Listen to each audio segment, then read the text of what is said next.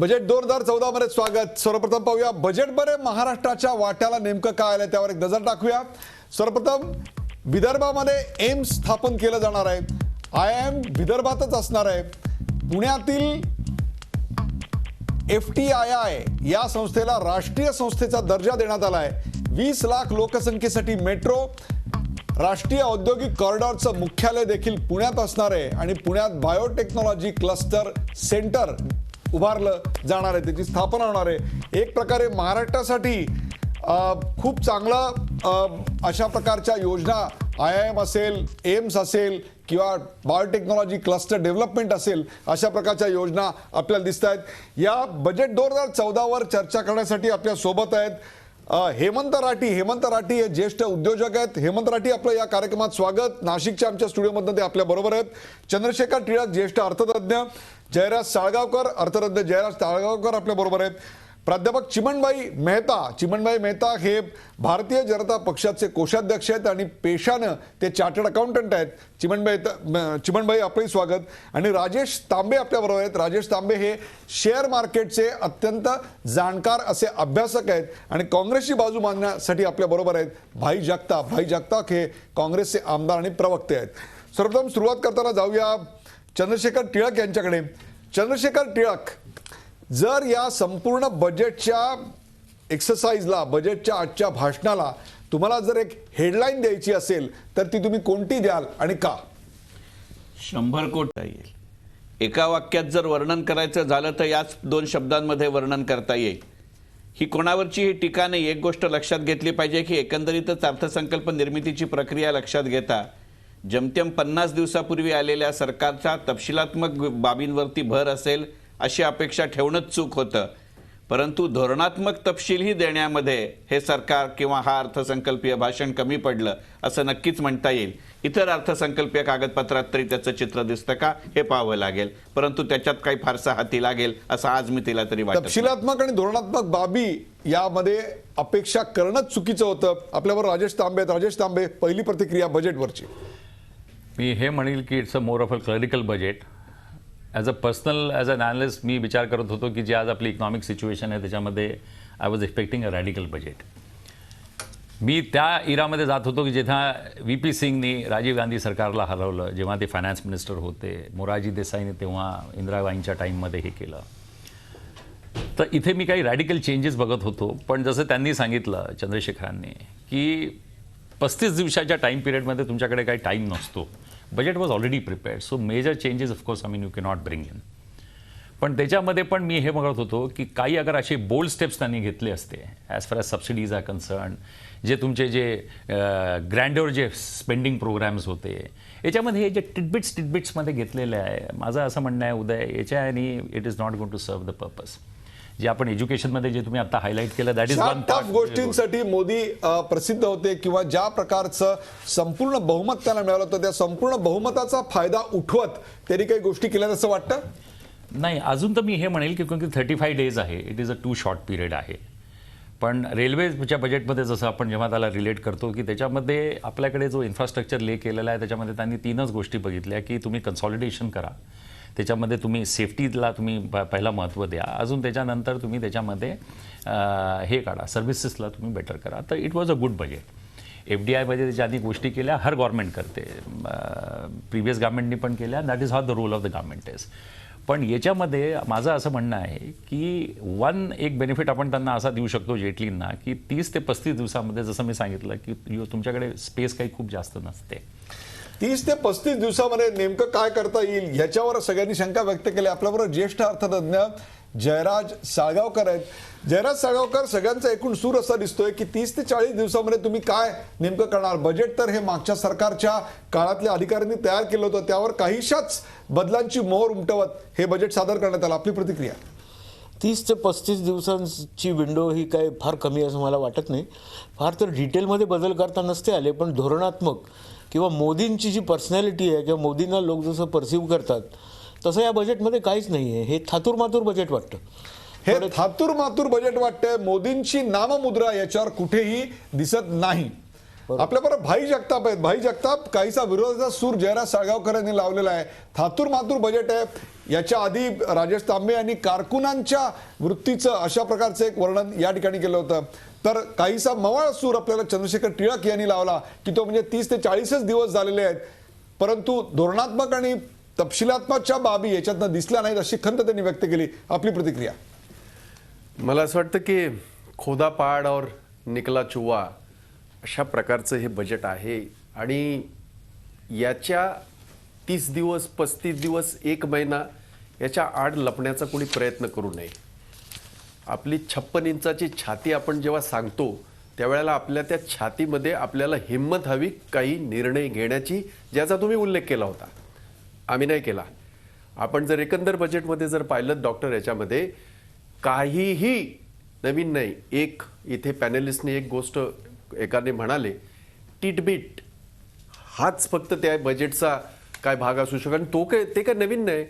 60 वर्षाचे 65 वर्षाचे सगळे बजेट पहा, त्याच्यामध्ये आपल्याला अशाच प्रकारचा काही ना काही बदल केलेला, याला लोकांना लुभावण्यासाठी, लोक लुभावण्यासाठी वगैरे वगैरे ज्याचा काय नेहमी उल्लेख केला जातो, असंच हे बजेट आहे.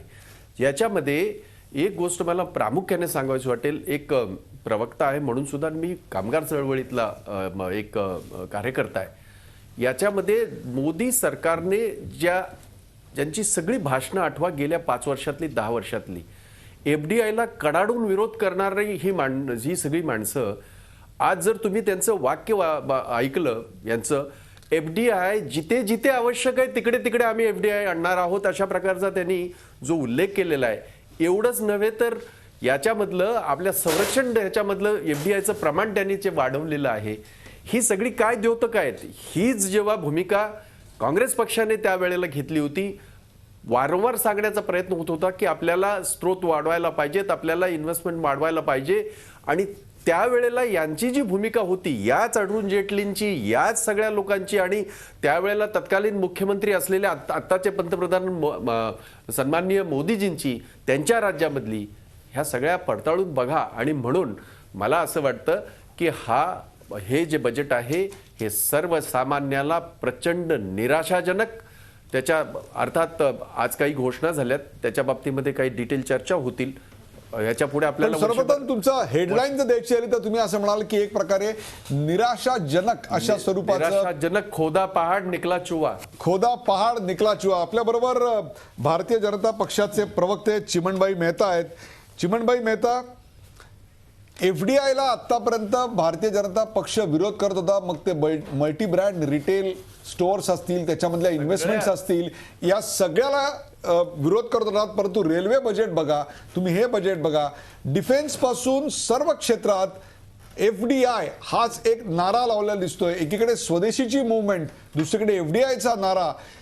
प्रचंड मोठ्या प्रमाणावर बहुमत मिळालेलं असताना सुद्धा कोणत्याही प्रकारचा ठोस असा उपाययोजनांचा अर्थसंकल्पातला दिशादर्शक असं काही दिसत नाही. जे दिसतंय ते काहीतरी डागडुजी केल्यासारखं वाटतंय. अशा प्रकारच्या प्रतिक्रिया येत आहेत. सेन्सेक्स सुद्धा, निफ्टी सुद्धा कोसळताना दिसतोय. काय सांगाल? मुझे ऐसा नहीं लगता है. देखिए, ये बजट में it's a beginning of a big habit. After all small beginnings are there. जैसे 30, 35, 40 दिवस में इतना बड़े पैमाने पर हजारों प्रॉब्लम्स जो सरकार ने, कांग्रेस सरकार ने रखा है पिछले 10 वर्ष में. In fact I can say it was a house on fire, economy on fire. You have to rescue that thing first, then only you can start building up. खोदा डूंगर और ये कहने का कोई अर्थ नहीं रहा, क्योंकि आपने इतना ख़त्म कर दिया था, कोई बाकी नहीं रखा था. अभी आप देखिए इन्फ्लेशन के बारे में क्या था. 4 पॉइंट यानी फिस्कल डेफिसिट क्या था. सबको मालूम है कि जिस तरह से 2008-9 में जो आपने बड़े पैमाने पर जो व्यवहार किया पैसे का, उसका जो हम परिणाम भुगत रहे हैं.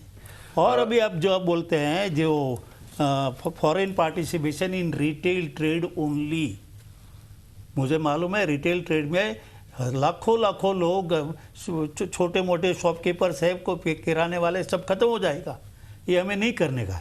लेकिन डिफेंस है, इंश्योरेंस सेक्टर में तो कांग्रेस पार्टी ने भी मांगा था. Congress party could not achieve it in the parliament. Now we are in the position to do so. आपण भाई जगताप यांची प्रतिक्रिया घेऊया. भाई जगताप, मला बरोबर आठवत आहे पार्लमेंटमध्ये तुम्ही मागणी केली होती डिफेन्स आणि इन्शुरन्स दोन्ही सेक्टरमध्ये आपल्याला एफडीआय आणलं पाहिजे. आता तुम्हाला विरोध वाटतो त्याचा? नाही, मी एक गोष्ट सांगितली ती अशी की आता त्यांचे हे जे या ठिकाणी बोलत आहेत त्यांनी चांगलं वाक्य वापरलं. ये मांग रहे थे एक अचीव नहीं कर पाए. मतलब क्या? इसलिए अचीव नहीं कर पाए क्योंकि आपने विरोध किया था. आप जिस दौर का यहाँ जिक्र कर रहे हैं, मैं आपको सिर्फ 2 साल पहले 3 साल पहले मैं लेना चाहता हूँ, पीछे लेना चाहता हूँ. उस वक्त इस देश का जीडीपी ग्रोथ जो है ऑलमोस्ट डबल डिजिट को छुआ था. हुआ था नहीं, मैंने कहा छुआ था. और आज अगर आप फिस्कल डिफिसिट की बात करते तो आपकी दिशा क्या है वो तो बताइए. 4.5% फिस्कल डिफिसिट का आपका जो एक दिशा होनी चाहिए. मैंने ये मान लिया कि भाई ये आपका पहला बजट है, मैं इस चीज से बिल्कुल वाकिफ हूं. हालांकि मैं कोई बहुत बड़ा अर्थतज्ञ नहीं हूं, पर जो बजट्स आते उसका अभ्यासक जरूर हूं. आपकी कोई दिशा तो बताइए कि किस दिशा. अत्यंत बरोबर मुद्दा भाई जगताप यांनी महत्वाच्या मुद्द्यावर आणलेला आहे की एकीकडे वित्तीय तूट 4.5 इतकी पोचलेली असताना महागाईवर या बजेटचा नेमका काय परिणाम होणार? चंद्रशेखर टिळक. नाही, मुळामध्ये या दोन्ही चर्चेतला एक समान मुद्दा आपण लक्षात घेऊया की अर्थसंकल्पाची राजकीय चर्चा होणं क्रमप्राप्त असलं तरी सुद्धा महागाई असेल किंवा आग लागलेलं घर असेल किंवा डोंगर फोडायचा असेल, महागाई हे डोंगर फोडण्यातून निघालेला मुरूम आहे. तर मुळात महागाई करायची असेल तर तुम्हाला सगळ्यात वेगळ्या पद्धतीनं गुंतवणूक वाढवावी लागते. गेल्या 3 वर्षामध्ये मागणी उत्पादनातल्या ज्या काही वेगवेगळ्या गोष्टी होत्या, मागणी कमी झाली म्हणून आपल्याकडची महागाई वाढलेली नव्हती, उत्पादन कमी झालं म्हणून आपली महागाई वाढलेली होती. त्या उत्पादनासाठी जेव्हा तुम्हाला गुंतवणूक सरकार पक्षाकडनं किंवा सरकारी धोरणातनं होत नसते त्यावेळेला ती 2 वेगळ्या पद्धतीने वाढवावी लागते. आज मितीला हुकमीपणानं एकत्र येऊ शकणारी गोष्ट ही थेट विदेशी गुंतवणूक होती. हे निखळ अर्थशास्त्र आहे.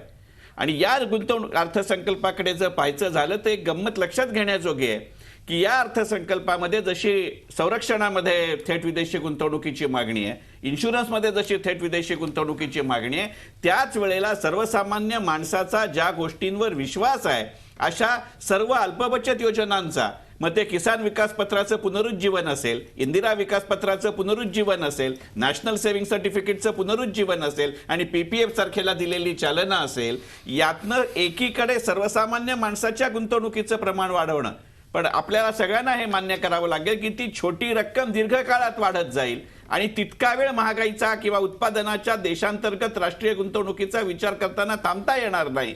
आणि त्यामुळे आपल्याला ह्या दोन्ही गोष्टींचा संगम करून पुढे जावं लागेल. तुमच्या बोलण्यामध्ये असा उल्लेख आला की आज ह्याच्यामुळे बाजारही कोसळला. मी शेअर बाजाराशी गेली 25 वर्ष निगडीत आहे. जर आपण गेल्या 5 वर्षांचा इतिहास पाहिला तर प्रत्येक अर्थसंकल्पाच्या दिवशी शेअर बाजार कोसळलाय.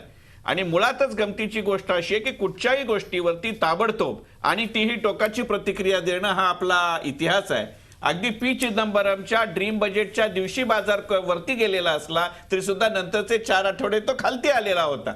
आणि त्याच्याही पेक्षा सगळ्यात महत्वाची गोष्ट म्हणजे याच्यामध्ये कोणाचंही समर्थन करण्याचा प्रश्न नाही, तर एक गोष्ट आपल्याला लक्षात घ्यावी लागते की राजकारणाच्या पलीकडे जाणाऱ्या गोष्टी एक आहेत, मात्र एक आहे की इतक्या सगळ्या गोष्टींवरती एकाच वेळेला तरतूद करणं हे म्हणजे ते फायनान्स बिल वाचतायत की अर्थसंकल्पीय भाषण वाचतायत हे मात्र म्हणल्या वाचून राहत नाही.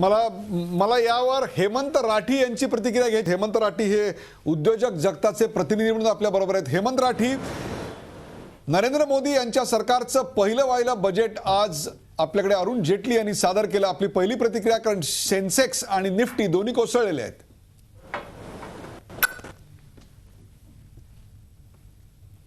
स्वतः फायनान्स मिनिस्टर पण नव्हतं. हेमंत राठी, पहिली बेसिकली उद्योजक बोला. हॅलो, आहे परिस्थितीत चांगलं बजेट देता येणं शक्य नव्हतं, कारण की एवढा प्रॉब्लेम असताना एका दिवसात बदल होतील ही आपण अपेक्षा करणं चुकीचं आहे. बेसिकली सगळ्या क्षेत्रात जरी त्यांनी हात लावलेला आहे तर डिटेलिंग जे आहे बेसिकली यांनी जे टॅक्स टेररिझम आपल्या जाहीरनाम्यात सांगितलं होतं टॅक्स टेररिझम, याच्यावरती याच्यात कुठेही खुलासा झाला नाहीये. परंतु जर इन्फ्रास्ट्रक्चर वाढवायचं असेल, उत्पादन वाढवायचं असेल, तर फॉरेन इन्व्हेस्टमेंट शिवाय, आम्ही हेच म्हणत उत्पन्न वाढवायचं असेल तर फॉरेन डायरेक्ट इन्व्हेस्टमेंट शिवाय प्रतिक्रिया शिवाय कोणत्याही प्रकारचा उपाय नाही, अशा प्रकारचं आता दुर्दैवाने त्यांचा संपर्क तुटलेला आहे. परंतु महागाईवर या बजेटचा नेमका काय परिणाम होणार? जयराज साळगावकर, महागाईचा प्रश्न आता सध्या जो भारतात पाऊस नाही, महाराष्ट्रात तर नाही आहे, त्याच्यामुळे महागाई कंट्रोलमध्ये येणार नाही. आणि हे मॅन्डेट जे मोदींना मिळालं हे महागाईमुळे मेनली मिळालेलं आहे. आणि जर का महागाई ते कंट्रोलमध्ये आणू शकले नाहीत, कमॉडिटी प्राइसेस वाढत राहिल्या, आज मुंबईत इडली जर का खायची झाली इडली तर ती 70 रुपयाला पडते. त्यामुळे तो सेंट्रल पॉईंट आहे महागाई हा, आणि त्याच्यावरच येऊन सगळं थांबणार आहे. त्यामुळे त्याच्यावर काय मोदी आपली इनोव्हेटिव्ह आयडिया काढतात, नवीन कल्पना काढतात की कसे फूड इम्पोर्ट करतील, काय फूडचा भयानक प्रॉब्लेम. याच विषयावर आपण चंद्रशेखर टिळक मी तुमच्याकडे येतो. परंतु आमचा वादा अच्छे दिनचा होता, सस्ते दिनचा नव्हता, असंही एक स्पष्टीकरण आपल्याकडे आलेलं होतं. चिमणबाई, काय सांगाल तुम्ही या बजेटचा महागाईवर नेमका काय परिणाम होईल? आम आदमीला नेमका काय परिणाम आहे? नहीं, महंगाई, पहले फर्स्ट क्वेश्चन ऐसा है कि महंगाई क्यों आ गई? जब भी stream of goods end services end stream of money, if there is an equilibrium between the two streams, their prices remain stable. अभी 2007-8 से जो शुरुआत हुई, go on spending money without any regard for tomorrow. Whole thing is this: stream of money increased like anything, and stream of goods remained the same. Absolutely. You did not do anything on the supply side. Supply side में वैसा ही रह गया, तो आखिर में inevitable conclusion आने वाला है. यहाँ उन्होंने सॉल्यूशन दिया है, निर्देश किया है. उन्होंने बोला है कि जो 4.5 अभी है फिस्कल डेफिसिट, 4.1 करेगा, 3.6 करेगा एंड फाइनली 3 करेगा. ये आखिर में ये एक प्रक्रिया, कंटिन्यूअस प्रक्रिया आहे. एक प्रकारचं वास्तवदर्शी त्याच्यामध्ये, वास्तवदर्शी हे मध्ये we will have to wait till the results coming. Rajesh Tambe, तुम्ही काय सांगाल? एक प्रकारे टप्प्याटप्प्यानं वित्तीय तूट कमी करत महागाईवर नियंत्रण आणण्यासाठीची एक धोरणात्मक योजना याच्यामध्ये दिसते. किमान बाकीच्या गोष्टीत नाही, परंतु महागाई जो आता सध्याचा अत्यंत महत्त्वाचा आणि भीषण प्रश्न आहे, विशेषतः दुष्काळ संपूर्ण देशावर घोंगावत असताना कुठेतरी त्याच्यात ठोस पावलं उचलताना दिसत आहेत. ठोस पावलं याच्यामध्ये एक हे पण आहे की याच्यामध्ये 2 ॲस्पेक्ट्स आहे की काय डॉक्टर, की इंडियामध्ये आपली एवढी ह्यूज पॉप्युलेशन आहे की आता या इंटिग्रेटेड वर्ल्डमध्ये जेव्हा तुम्ही इम्पोर्ट कराल फूड ग्रेन्स, वन आयडिया आहे की तुम्ही फूड ग्रेन्सला इम्पोर्ट करा आणि डंप करून टाका मार्केटमध्ये, so that the prices go down.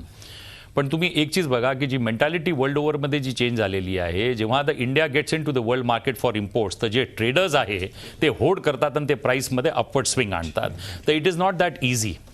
आणि जो परसेप्शन आहे पुऱ्या वर्ल्ड याच्यामध्ये, नाही तर मार्क्रीसारखे माणसं एवढे मोठे ट्रेडिंगमध्ये एवढे मोठे झाले नसते. आणि जसं हे म्हणाले की विरासतमध्ये हे एक्सेप्ट करून टाका की 10 इयर्समध्ये जसे जगताप म्हणाले की आमची इकॉनॉमी 9% मी हे खूप केलं. पण साहेब असं म्हणणं आहे की all the economies of the world did very well. सगळ्यांनी छान केलं, पाणी समुद्रामध्ये खूप छान होतं, सगळ्यांच्या शिप सेल झाल्या.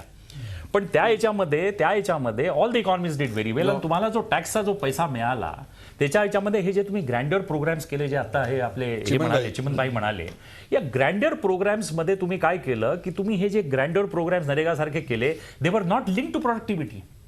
तर जेव्हा दे were not link to productivity, तर तुम्ही काय केलं, फक्त तुम्ही हे ग्रँड्युअर प्रोग्राम्सने तुम्ही वाढवलं आणि त्याच्याने that has also fled up inflation. Other factors have also, की जसं बाई तुमचे पेट्रोलियम प्राइसेस वाढले, प्रोडक्टिव्हिटीमध्ये नाही, होर्डिंग्सनी पण हे सगळं केलेलं आहे. तर आता याच्यामध्ये असं आहे की जसं हे म्हणाले, पहिलं पाऊस नाही आहे, हा एक मोठा आपल्याकडे एक फॅक्टर आहे की फूड ग्रेन प्रोडक्शन खूप कमी जाणार आहे. Secondly, we don't know what the oil prices are going to be, because Syria and Iraq is of course is going to be a very difficult task. तिसऱ्या याच्यामध्ये हे बघतोय जसं मी की आता we have to accept get into the roots of it, की आता याला आपण कसं करू शकतो. पण जसं मी तुम्हाला सांगितलं, जेव्हा तुम्ही इम्पोर्ट करायला जाल, India is a huge population, एवढे मोठे माउथ्स आहेत, ट्रेडर्स कॉर्नर करतात हो, आणि मार्क्री सारखे माणसं मग they make millions out of it. So it is not that easy की आपण म्हणतो. तुम्हाला एक दिशा दिसते, परंतु या सगळ्याच्यात एक टप्प्याटप्प्यानं का होईना याच्यावर मात करण्याची दिशा, बाबा या वेळेला 4.1, मग 3.6, एक एक दिशा आपण बघूया त्याच्यामध्ये. फिस्कल डेफिसिटची तर दिशा दिसते, पण ॲज फार ॲज जे बोल्डनेस जे मला पाहिजे होते की त्याच्यामध्ये आम्ही हे जे ग्रँड्युअर प्रोग्राम्स कमी करू, आम्ही हे राजेशजी, या विषयावर मी पहिल्यांदा का आलो याचं कारण आत्ताच्या घडीला सर्वात महत्त्वाचा प्रश्न कुठला असेल सर्वसामान्यांच्या दृष्टिकोनातनं, तर तो महागाईचा आहे. आणि अर्थतज्ञांच्या दृष्टिकोनातनं अनेक प्रश्न असतील, परंतु त्यात अग्रक्रमाने येणारा प्रश्न हा वारंवार वाढत जाणाऱ्या वित्तीय तुटीचा होता. या दोन्हींची कुठेतरी सांगड घालता येते का हे आपण बघत होतो. मी तुम्हाला सांगितलं होतं की शेअर बाजार कोसळला, तो साधारणतः 3/4 भाषण झालं होतं, तोपर्यंत शेअर बाजार कोसळलेला होता, परंतु नंतर मात्र शेअर बाजार काहीसा सावरला दिसतोय. आपण चर्चा करत होतो ती वित्तीय तुटीची आणि त्याहीपेक्षा सुद्धा तुम्हा आम्हाला भेडसावणाऱ्या महागाईची. ही महागाई वाढणार आहे का या विषयावर मतमतांतर होती.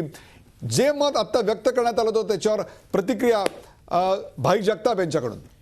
नाही, आपले एक पॅनलिस्ट या ठिकाणी म्हणाले की 9% ज्या वेळेला आपण जेव्हा आपली ग्रोथ होती GDP देशाची त्यावेळेला जगभर सगळं वाढत होतं, तसं नाही आहे. जगभरामध्ये मंदी होती. 9 असेल, 10 असेल, 11 असेल, आपण जर पाहिलं तर जगभरातले जेवढी प्रगत राष्ट्र आहेत ह्या सगळ्यांची आजही त्याच्यातनं काय बाहेर पडलेत अशातला भाग नाही, परंतु आता त्यांनी सुरुवात केली, त्यांची इकॉनॉमी हे व्हायला पिकअप व्हायला सुरुवात झाली. इथे काही पॅनलिस्टांचं असंही म्हणणं आहे कम्पेअर करताना असं नाही करता येणार. आम्ही हेच म्हणतोय, कम्पेअर करताना श्रीमंताशी कम्पेअर नका करू. भारत हा 125 कोटीचा गरीब देश आहे आणि ह्या गरीब देशामध्ये तुम्हाला जर हाताला जर काम दिलं नाही, त्या गरीबाला, त्या कष्टकऱ्याला, त्या शेतकऱ्याच्या मुलाला, त्या शेतकऱ्याला किंवा जो काही शाळेतनं बाहेर पडतोय, कॉलेजमधून बाहेर पडतोय, त्याला जर आपण हाताला काम दिलं नाही तर आपल्याला आपल्या देशाची प्रगती म्हणता येईल का, हा माझा प्रश्न आहे. आणि म्हणून FDIचा पर्याय ज्या वेळेला UPA सरकारने ज्या वेळेला हे सगळं सांगितलं, संसदेत सांगितलं, त्यावेळेला तुम्ही संसदच चालू दिली नाही. आज कुठच्या याच्यावर सांगताय आणि आज कोणता तुम्ही मार्ग आम्हाला दाखवलाय तो सांगा ना देशाला. महागाई कमी करण्याची फार मोठी भाषणं केली, 400 भाषणं केली ना मोदीजींनी पूर्ण देशामध्ये. हेच सांगितलं ना, 60 महिने मुझे दो, देखो मैं क्या करता हूं. हे आम्हाला समजतंय की आज 35 दिवसामध्ये तुम्हाला काय आम्हाला जादूची छडी नाही, हे आम्ही समजतो, परंतु दिशा तर दाखवा. तुमच्या बजेटमध्ये या गरीबाला हे करण्यासाठी, त्या कष्टकऱ्याला हे करण्यासाठी, त्या कष्टकऱ्याला कुठंतरी हे वाटेल की नाही माझं बजेट आहे, याची दिशा तर दाखवा. बरोबर आहे भाई जगताप, पॉइंट वेल टेकन की सर्वसामान्याला स्वतःचं वाटेल असं हे बजेट नाही, परंतु अत्यंत महत्वाची बाब याच्यात आहे की ज्या तरुणाईनं प्रचंड मोठ्या प्रमाणावर सोशल साईटचा सहारा घेत नरेंद्र मोदी यांना मतं दिलेली होती, त्या तरुणाईसाठी आणि त्यांच्या शिक्षणासाठी, त्यांच्या बेरोजगारीच्या प्रश्नावर, त्यांच्या स्किल्स डेव्हलपमेंटवर या बजेटमध्ये नेमकं काय आहे? चंद्रशेखर टिळक. सगळ्यात महत्त्वाचं की एकंदरीतच ह्या अर्थसंकल्पाकडे आपण जर पाहिलं तर ज्या 2 महत्त्वाच्या क्षेत्रांना सगळ्यात मोठ्या प्रमाणावर तरतुदीत वाढ झाली आहे, त्यातलं एक शिक्षण आहे आणि दुसरं मगाशी भाईनी ज्या शेतकऱ्याचा उल्लेख केला ते कृषी क्षेत्र आहे. शिक्षणामध्ये अक्षरशः प्राथमिक शिक्षणापासून पूर्णपणाने तंत्रशिक्षणापर्यंत आणि त्याहीपेक्षा महत्त्वाचं म्हणजे IIT IIMचा उल्लेख करत असतानाच नवीन जी क्षेत्र बायोटेक्नॉलॉजीसारखी, नॅनो टेक्नॉलॉजीसारखी डेव्हलप होत आहेत त्याचाही विचार आहे. आणि सगळ्यात आनंदाची गोष्ट म्हणजे मणिपूरसारख्या ठिकाणी ज्यांनी आपल्याला लंडन ऑलिम्पिकमध्ये 6 पैकी 3 मेडल्स मिळवून दिली होती, त्या क्षेत्रामध्ये जे एकीकडे पूर्वांचल आणि दुसरीकडे क्रीडा, या सगळ्या गोष्टींचा जो विचार आहे हा पूर्णपणाने तरुणाईचा विचार आहे. आणि केवळ शिक्षणाच्याच बाबतीत अशातला भाग नाही, तर एकंदरीतच रोजगार निर्मितीच्या दृष्टीनं त्याचं लगेच काय आज मी तरतूद केली म्हणून उद्या त्याचा रिझल्ट मिळणार आहे अशातला भाग नाही, परंतु याचा जसं मगाशी भाईंचं वाक्य चांगलं होतं की 60 महिन्याचा काळ मागितलेला आहे, 60 आठवड्यामध्ये तर याचं चित्र नक्की लक्षात येईल. आपण याच्यावर प्रतिक्रिया घेऊया जयराज साळगावकर यांच्याकडनं. जयराज साळगावकर, या बजेटमध्ये कुठेतरी बेरोजगारी कमी होण्याच्या दृष्टिकोनातून पावलं उचललेली दिसतात का? युवकांना आशादायक असं याच्यात काय आहे? युवकांना आशादर्शक असं त्यात फारसं काही नाही आहे, परंतु युवकांच्या बाबतीत सध्या युवकांचा सगळ्यात मोठा प्रश्न हा गृहनिर्माणाचा केला. काय म्हणलात? नाही, मोबाईल स्वस्त केला युवकांचा, एवढंच आहे ते. देशी केले म्हणजे परदेशी भागच आहे. हल्लीच्या तरुण मुलांना परदेशीच लागतात, त्यामुळे देशीचा काय उपयोग नाही, त्यांना स्मार्टफोन लागतो. एनिवे, तर गृहनिर्माणावर याच्यावर काहीच त्यांनी हे दिलेलं नाही. म्हणजे एकंदरीत मोदींचं प्रॉमिस आणि हे बजेट हे एकत्र जात नाही. ह्या बजेटमध्ये आणि काँग्रेसच्या बजेटमध्ये काय तसा फरक नाही आहे. एक्सटेन्शनच आवर प्रिसिडर्स असं ते तीनदा म्हणाले. They are depending on the old budget and old financial plan. पण काहीतरी एक मुद्दा यायला, एक 6 पाहिजे होती का 4 पाहिजे होती. माझ्या पूर्वसुरींनी जे केलं त्याविषयीच ते बोलत होते, परंतु ज्या ठिकाणी त्यांना धोरणात्मक बदल करायची संधी होती ते धोरणात्मक बदल मात्र होताना दिसत नाहीयेत. आपण जातो हेमंत राठी यांच्याकडे. हेमंत राठी, उद्योग क्षेत्राला आवश्यक असा जीएसटीचा अनेकदा मुद्दा मांडला गेला, कॉर्पोरेट टॅक्सेसचे मुद्दे होते. एकूणच उद्योग जगताचे प्रतिनिधी म्हणून उद्योग जगताला याच्यात नेमकं काय आहे, मॅन्युफॅक्चरिंग सेक्टर, उत्पादन क्षेत्राला याच्यात बढावा मिळेल असं काही आपल्याला दिसतंय का?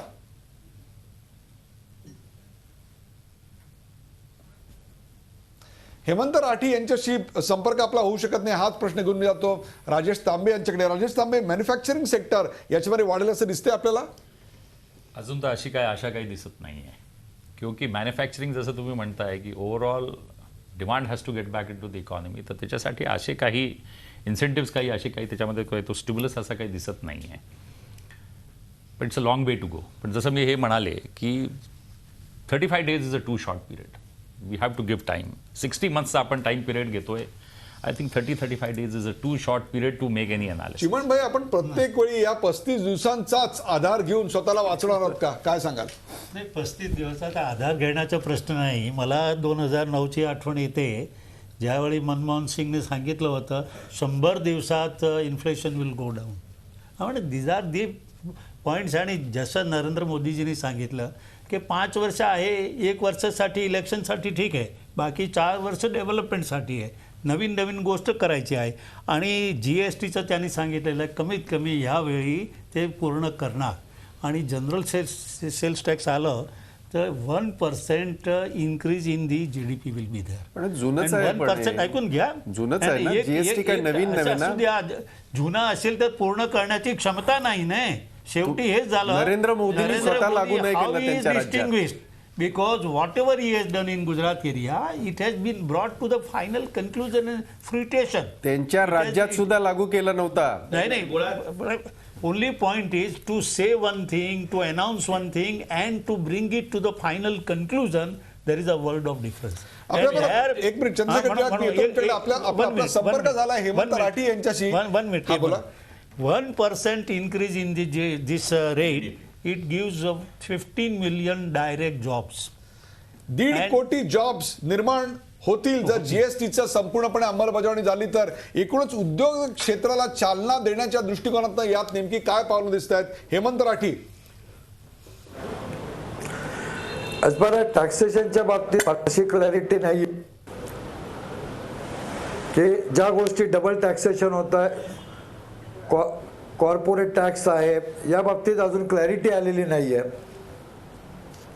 पण एक्साईज किंवा हे कुठे कमी केली आहे. आणि स्किल्ड मॅनपॉवर डेव्हलपमेंट करता लक्ष घातलेलं आहे. इंटरेस्ट सबसिडी जी फूड प्रोसेसिंग इंडस्ट्री, आपण पाहिलंय की उद्योग जगताकडून प्रचंड मोठ्या प्रमाणात आशादायी असं जरी त्यांना वाटत नसलं तरी निराशादायक आहे असंही त्यांचं म्हणणं नाही आहे. हेमंत राठी, बरोबर आहे? तुमच्या भावना मी व्यक्त केल्या परफेक्टली? अगदी बरोबर आहे, अगदी बरोबर आहे. आशादायक जरी काही नसलं तरी निराशाजनक असंही नाही. एकूणच जे मागच्या पानावर होतं तेच या पानावर आलं, परंतु या पानावर येताना त्याच्यावर ज्यांना संपूर्णपणे बहुमत मिळालं होतं त्यांची छाप पडलेली आहे का? तर महागाईच्या संदर्भामध्ये मात्र काही निश्चित अशी दिशा जरी दिसत असली तरी सुद्धा आणखीन खूप करता येणं शक्य होतं, अशा प्रकारचा विचार या ठिकाणी व्यक्त केला आहे. आपण ग्रामीण क्षेत्रासाठी आणि शहरातल्या एकूणच इन्फ्रास्ट्रक्चरसाठी, पायाभूत सोयी सुविधांसाठी नेमकं काय आहे? 2014ची आपण चर्चा करतोय. नरेंद्र मोदी सरकारचं पहिलं बजेट आज अर्थमंत्री अरुण जेटली यांनी सादर केलं. त्या बजेटमध्ये वाढत जाणाऱ्या शहरांबद्दल, त्यातल्या पायाभूत सोयी सुविधांबद्दल, त्याच्यावर येणाऱ्या ताण कमी करण्याबद्दल आणि त्यापेक्षा सुद्धा ग्रामीण क्षेत्राबद्दल नेमकं काय करण्यात आलंय? जयराज साळगावकर, ह्या बजेटकडे बघताना मला एक जुनी गोष्ट आठवते. जेव्हा राजेश खन्नाने काँग्रेसमध्ये प्रवेश केला तेव्हा लोक दिल्लीतले म्हणत होते बीजेपी और कांग्रेस में फ़र्क कितना, तो जितना राजेश खन्ना और शत्रुघ्न सिन्हा में है उतना. ते या बजेटमध्ये पुन्हा दिसून आलं. आणि खरं तर ही जी शहरं आहेत म्हणजे मुंबईसारखं शहर आहे, पुणे आहे किंवा दिल्ली आहे, ह्यांना इन्फ्रास्ट्रक्चर पुरवणं ही आवश्यक गोष्ट आहे. आता हल्दिया ते आणि आपल्या भारताच्या GDP मध्ये सर्वात जास्त पैसे तेच येतात. म्हणजे डोंबिवलीचा GDP हा कोबे जपानच्या GDPचा बरोबरच आहे. त्यांना काही सोयी देऊ नाही शकत आपण, नवीन पिढीला घरं नाही देऊ शकत. ह्याच्याबद्दल ते बजेट काय ॲड्रेसच करत नाही आहे. म्हणजे एकही 4 नाही, 6 नाही, 6 तर सोडाच. It is very vanilla simple budget. पायाभूत शहरातल्या पायाभूत सोयी सुविधा आणि ग्रामीण क्षेत्रासाठी नेमकं काय आहे भाई जगताप? नाही, कसं आहे की मी आपल्याला सुरुवातीला सांगितलं की जे UPA सरकारने जे धोरण अवलंबलं होतं त्या धोरणालाच एक्सटेंड करण्याचा यांनी प्रयत्न केला आणि जो त्यांनी त्यांच्या भाषणात सुद्धा त्याचा उल्लेख केला. आणि म्हणून मला असं वाटतं की इथे आपले एक पॅनलिस्ट म्हणाले काहीतरी असं रॅडिकल काही चेंजेस अपेक्षित होत्या त्यांना. आम्हाला रॅडिकल चेंजेस अपेक्षित नव्हत्या, परंतु सर्वसामान्याला, गरीबाला, कष्टकऱ्याला, शेतकऱ्याला, कामगाराला याला काय त्याच्यामध्ये काहीतरी रिलीफ मिळेल, विशेषतः महागाई कमी करण्यासाठी काही पावलं दिशानिर्देशक तरी, जरी 35 दिवसामध्ये आम्ही जादू नाही अपेक्षा करत, आम्ही स्पष्टपणे सांगतो आहे अपेक्षा नाही जादूची, परंतु 35 दिवसानंतर 100 दिवसाने, महिना 2 महिन्याने किंवा अजून याच्याने ही महागाई कमी होण्याचे काहीतरी हे दिशा असं काहीच दिसत नाही या बजेटमध्ये. हे मला खेदाने सांगावंसं वाटेल.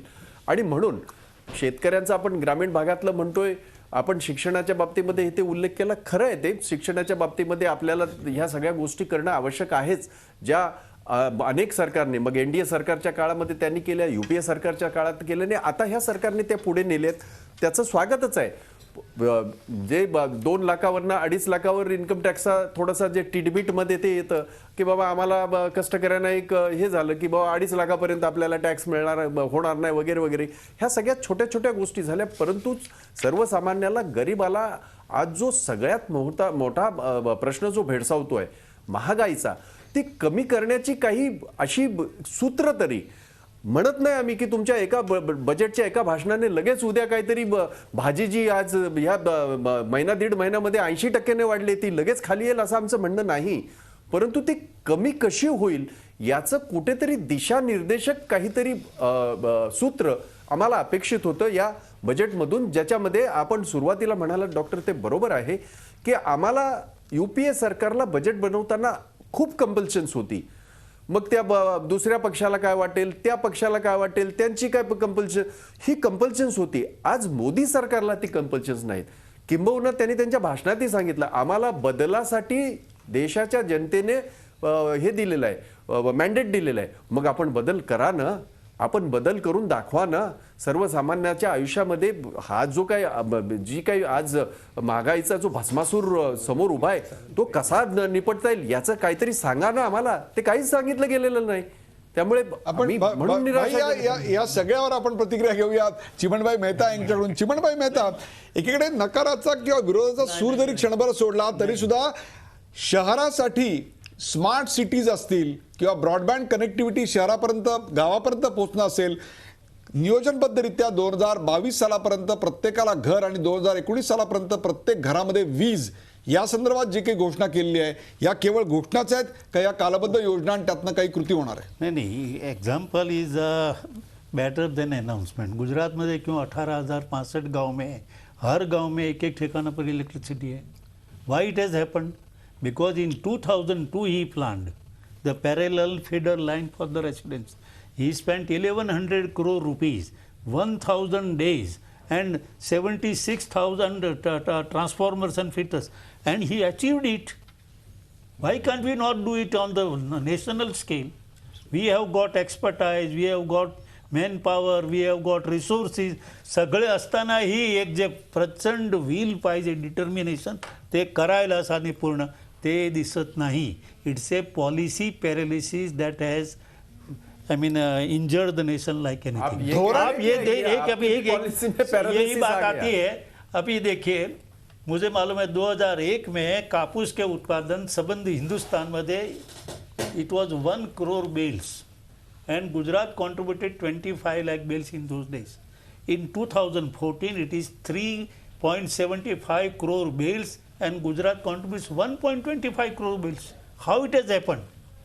Very, very conscious, hard effort has been put in. Narmada. आपको शायद मालूम नहीं होगा, गुजरात का पूरा एग्रीकल्चर डिपार्टमेंट मई और जून महीने में एक एक गांव में जाता है, कृषि महोत्सव लगाता है, एक एक ठिकाने पर बात, और उसके पीछे रहने वाले एक मिनिस्टर, हर मिनिस्टर है। एमएसपी क्या है गुजरात में, जरा इसकी जरा बताइए। एमएसपी क्या है चावल मैं आपको दूसरा एमएसपी उदाहरण दूं। क्या है? मैं आप जिसका आप जिक्र कर रहे हैं, आप जरा एमएसपी बताइए। आपके गेहूं की एमएसपी क्या है, आपके चावल की एमएसपी क्या है, आपके जो आपने कॉटन की कही, जरा एमएसपी जरा बताइए तो। मैं बताऊं। देखिए, गुजरात में चावल और गेहूं के लिए डेफिसिट प्रदेश है। It is imported from Punjab, Haryana, Madhya Pradesh. लेकिन चलो, आप कपास का बताइए। एक मिनट कपास का बताइए। एक मिनट, हाँ मैं बोलता भाई त्यांना बोलू द्या। हाँ, मिल्क में क्या हुआ? Why it is one of the biggest producers today, क्योंकि एनिमल हस्बेंडरी के, आपको मालूम नहीं, एनिमल के लिए बड़े पैमाने पर पशु मेला लगाया, हर प्रकार का रोग का उन्होंने, I mean they have eliminated practically everything. It's a very very hard sustained effort over years together which has given this status. So ये एफर्ट उन्होंने जाहिर किया है, वो जाहिर करके छोड़ देने वाला नहीं है। नरेंद्र मोदी को पहचानने में एक बात कभी दिन भूलना नहीं कि वो जो लेता है वो कभी दिन छोड़ने वाला नहीं। वो बोलता है गुजराती भाषा में, मैं हूँ मोदी, मैं हूँ जिद्दी, यानी I am determined in this. Once before that all types of discussion take place extensively for days together. निर्णय झाला, त्यांचा अंमल करायलाच पाहिजेत, आणि अंमल करायलासाठी जे जे काय लागेल ते करायचे। अरे साहेब, तुम्ही निर्णय घ्या, निर्णय असंच झाला। आम्ही एक म्हणतोय. मिनिट भाई जगताप, तुझ्याकडे वेळ आहे का? साहेब, ब्रेक आम्ही झालेला आहे. निर्णय घ्या, निर्णय जो असंच झालेला आहे त्या म्हणतोय. निर्णयावर तुमचे निर्णय अंमलबजावणी झाला. करण्यासाठी तुमच्या सरकार बजेटमध्ये कटिबद्ध आहे असं तुम्ही जे भारतीय जनता म्हणताय ते पक्षाचे निर्णय प्रवक्ते तुमच्या बजेटमध्ये सांगतायत। दिसत याच नाही. विषयी आपण बोलूया। आपल्यासोबत हेमंत राठी आहेत। हेमंत राठी, दोन प्रश्न तुम्हाला। त्यातला पहिला प्रश्न असा आहे की कर प्रणाली सुटसुटीत करावी ही मागणी उद्योग क्षेत्राकडून अनेक वर्ष केली जात होती, त्यात यावेळेला सरकारने काही ठोस पावलं उचललेत का? आणि दुसरा प्रश्न, सामान्य करदात्यासाठी आश्वासक किंवा आशादायक असे या बजेटमध्ये काय आहे?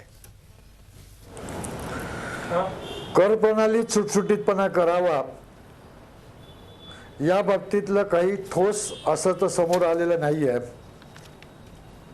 जी अपेक्षा होती की सिम्प्लिफिकेशन किंवा याच्यात जे सांगितलं होतं की टॅक्सेस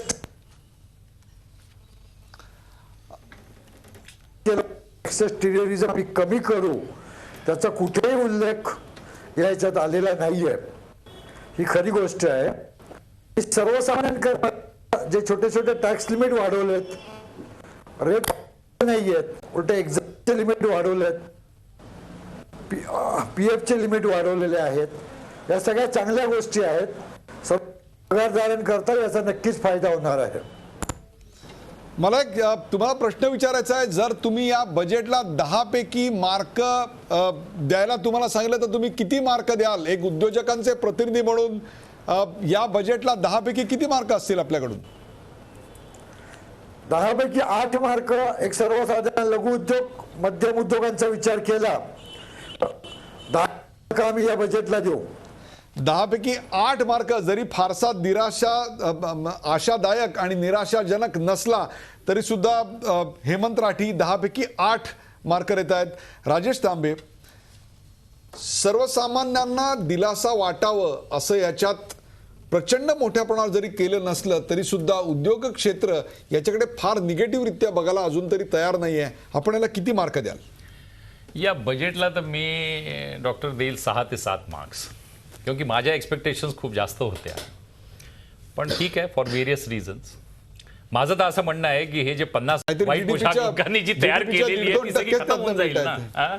जीडीपीच्या काही 1 डिजिट मध्येच त्यातनं उत्पन्न होतं। साहेब किती आहे? 2 to 3% ऑफ द जीडीपी आहे ना। आणि सगळ्यात परत माझा प्रश्न, चाहे ते असो की हे असो, जेव्हा तुमच्याकडे पैसा जेव्हा एवढा येतो ना टॅक्सचा, मग त्याच्यानंतर मग तुम्ही हे सगळे हे असे कार्यक्रम करता आणि मग त्याच्यामध्ये हे करता ज्याचं अनप्रोडक्टिव्ह असतं। You are not creating any assets. हे जे तुम्ही ग्रँडर प्रोग्राम करता याच्यामध्ये तुम्ही काय ॲसेट्स क्रिएट करताय? नाही करून राहिले। So the first question is, what does the government do? Why should government have money by this thing? A man in his own palms knows better how to spend the money rather than government spending money. आणि साधारणतः उत्पादन क्षेत्रासाठी काही ठोस याच्यामध्ये किंवा उत्पादन क्षेत्राला बढावा याच्यात द्यायची संधी होती. त्या संधीविषयी आता आपल्याशी राजेश तांबे बोलत होते. मी आता चंद्रशेखर टिळक यांच्याकडे. चंद्रशेखर टिळक 10 पैकी किती गुण द्याल या बजेटला?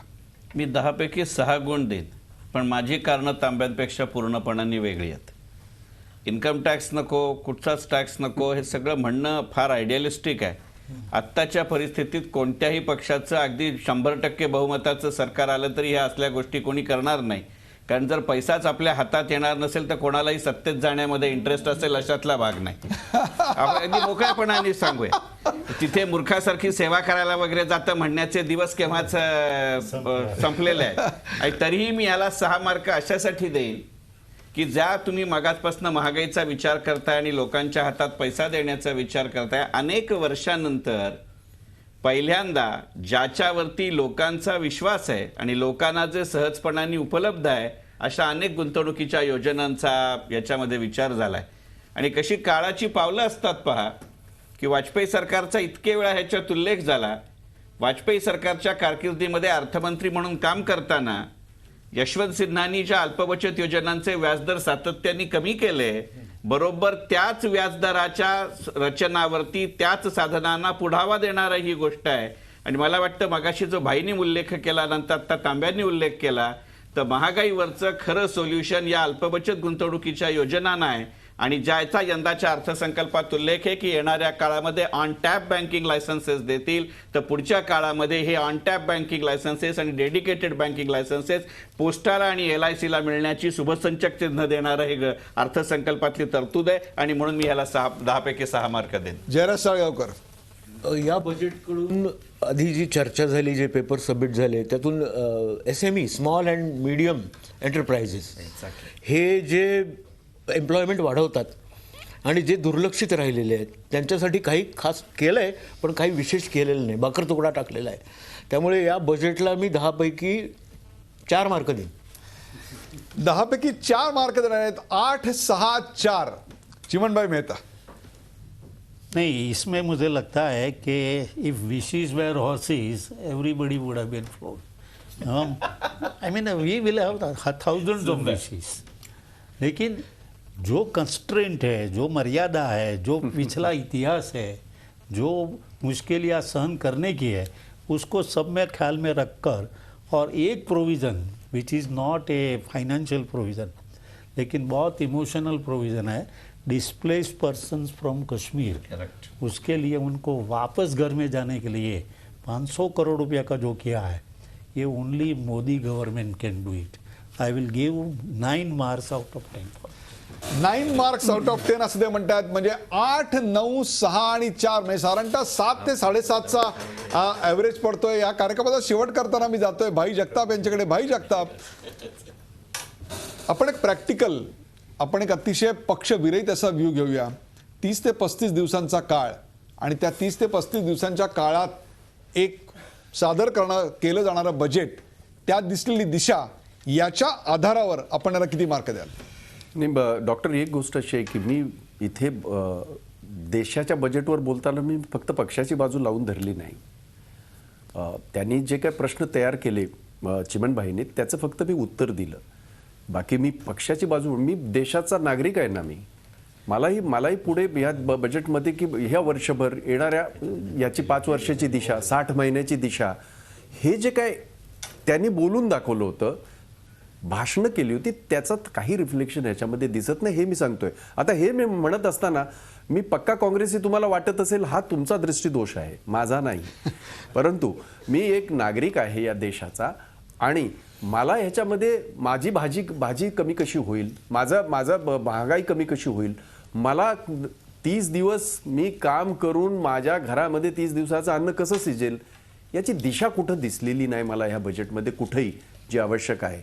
जरी 35 दिवस झाले किंवा अजून 35 महिने झाले तरी सुद्धा 35 दिवसाने पुढचे राहिलेले महिने आपण कसे पार करणार आहात किंवा कसे चालणार आहात, त्याचा जो एक रोडमॅप ज्याला म्हणतो आपण, दिशानिर्देशक असा जो काही हे म्हणतो ते काही या बजेटमध्ये दिसलं नाही.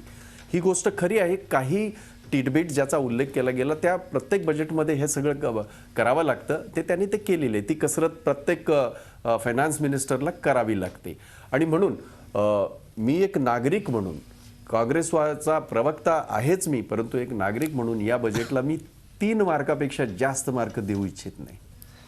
चला चिमणबे मेहता किमान 0 तर नाही 3 मार्क तरी देता येईल याच्याबद्दल आपण एक केलं पाहिजे. परंतु एक प्रकारे नरेंद्र मोदी यांचं पहिलं सरकार आल्यानंतर त्या पहिल्या सरकारचा हा पहिला व्हायला अर्थसंकल्प ज्याच्यामध्ये ग्रामीण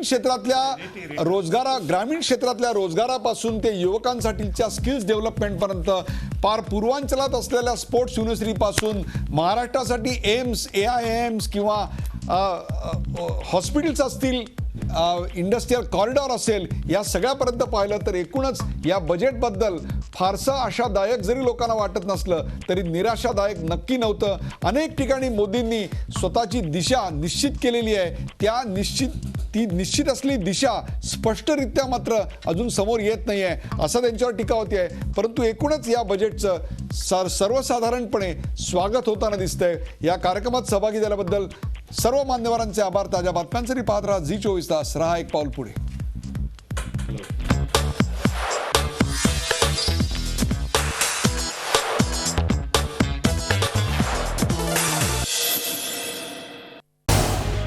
झी 24 तास रहा एक पाऊल पुढे.